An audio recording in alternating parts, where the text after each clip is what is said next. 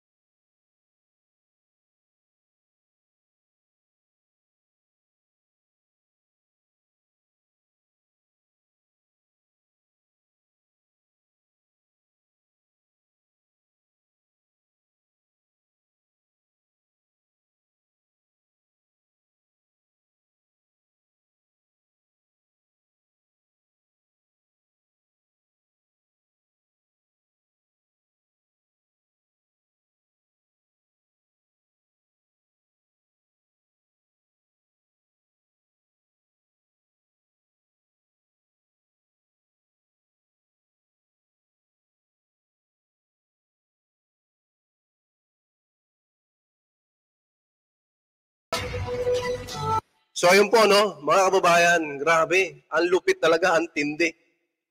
Kaya naman, mapahanggang ngayon po, ay hinahanap-hanap po ng mga kababayan ko, ito pong paglilingkod sa bayan ng mga Duterte. Kitang-kita nyo po yung mga kababayan nating OFW kung paano po sila magmahal dito po sa ating Tatay Digong, mga kababayan ko.